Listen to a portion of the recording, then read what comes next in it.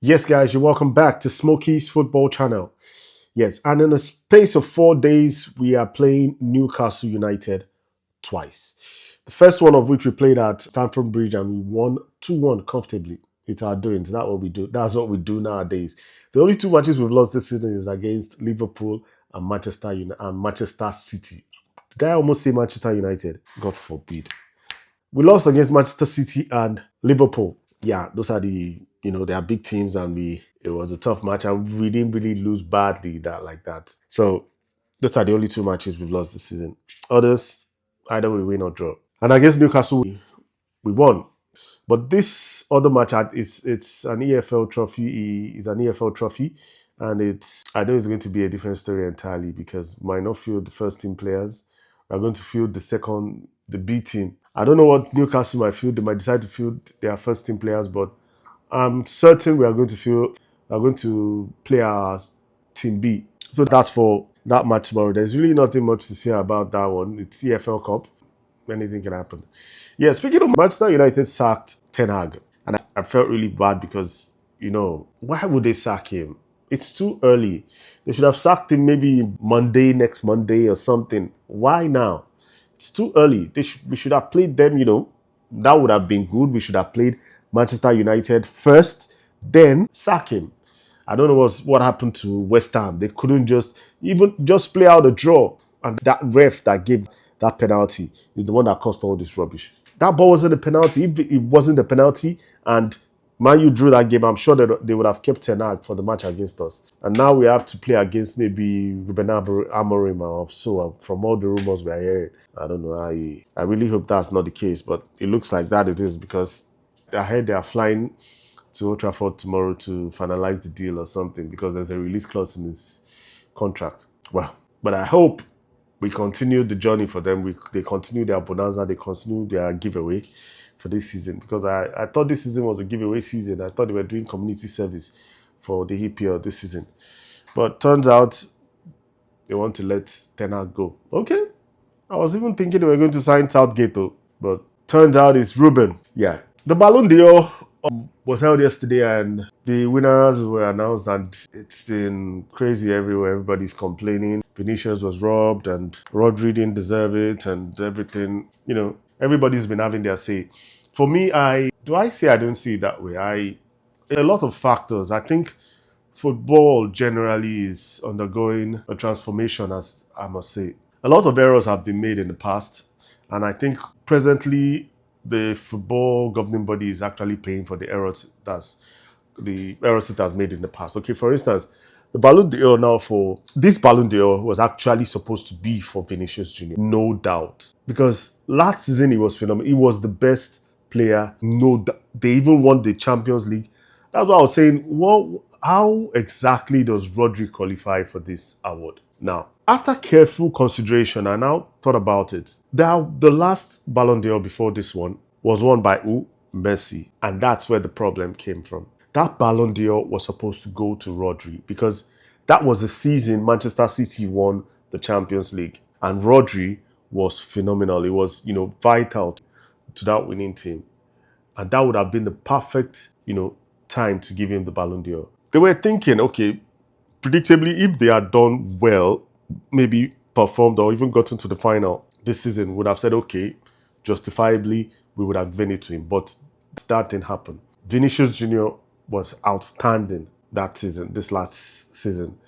So it's those mistakes are actually affecting them. So, and I could understand the fact when when Messi came out and he gave the speech supporting Vinicius Junior and saying that they should encourage him and everything. Yes, it's clear as daylight. Everybody knows the award is supposed to go to Vinicius Junior. So hence why the speech was good, but it still doesn't change the fact that there are flops in the system. Now, speaking of flops in the system, Real Madrid and I think the entire crew didn't show up for the Ballon d'Or. And to me, that's bad. It's a bad sign. It just means they played well, quite all right, but I don't think that should go as far as not, gracing the event. Because over the years, Real Madrid have won their Real Madrid players have won it back to back. They have won it over and over again. So it's now getting to a stage where they feel like they are being entitled to it, and that would be bad for the sport in itself. If some players or some organizations, some teams feel like they are entitled to have the award no matter what. Because if things if we are to say things the way they are, these players that they are being put up there for Ballon d'Or, I don't think they are the best players in the entire world. There are leagues, a lot of leagues all over the world that they are fantastic players doing very well that we don't even hear about, we don't even know about. Yes, but based on the coverage of what UEFA is covering, these particular players, characterized as the best. Yes, and speaking of the best players, on the list was somebody like Cole Palmer, and I was shocked. Like, Cole Palmer, are you for real? It was just last season. He started. Yes, he played well. He's a fantastic player and he's growing, but to start to consider him for Ballon d'Or, come on. I don't think he's up to that stage yet. Personally, I know a lot of Chelsea fans who say, yes, okay, he deserves it. He played well. He was phenomenal. But a lot of people were even comparing him to Lamine Yamal and saying he's as good as Lamine Yamal or whatever. These guys are all still very young. Over time, they would grow to that level. But for now, they are just developing. Cole Palmer, to me, he hasn't gotten to that level yet. Okay, maybe if he plays 2 more seasons consistently the same way he's performing, then we can start to say, okay, he's in contention for the Ballon d'Or award. But for now, he's still very young. It's still early days. Do you know how long Vinicius has been performing, or how long the likes of Foden, or the likes of De Bruyne and all these guys have been performing and they didn't get the award? And also, why I said the mistakes of UEFA in the past that has been affecting the Ballon d'Or award is, okay, think of how many players that were supposed to have won that award that didn't win it because of either Messi or Ronaldo. These two players, the span of the time that they won the award affected a lot of players. Can you imagine somebody like Xavi, the way everybody regards Xavi as, one of the brilliants, one of the good players in the game?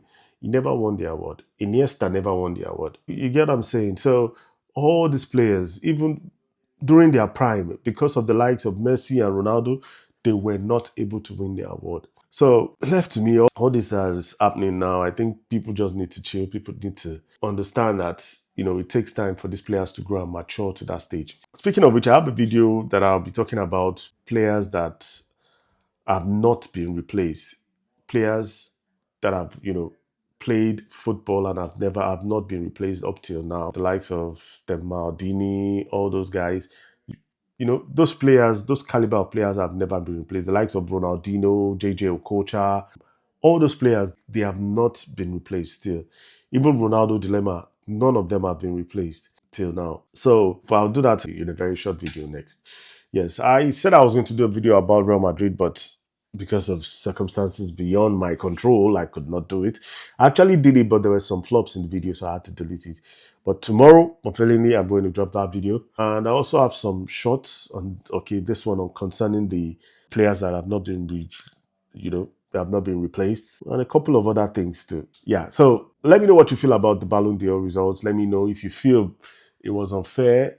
I feel it was unfair. Vinicius didn't win it. I don't think Rodri, I think Rodri should have won it the last one, not this one. If it was the last one, I would understand. But this one, yes, he's a good player and he played well last season, but it's unfair to Vinicius Junior. What if Vinicius Junior gets injured come next season? What happens? Would he ever get this opportunity to become called amongst the elites? Or are we now saying it's from performances of previous seasons? Let me know what you feel in the comment section about all these things I've said. And concerning the match against Newcastle, the EFL trophy, my prediction for that match is, let me see. I predict 2-0 in favor of Chelsea. Yes, it's at St. James Park, but 2-0 in favor of Chelsea. Yeah. So that's my prediction. If you're new here, do endeavor to subscribe. Click on the bell notification button so you get notified anytime I drop a new video. Give us a thumbs up and leave comments in the comment section. Till next time, peace.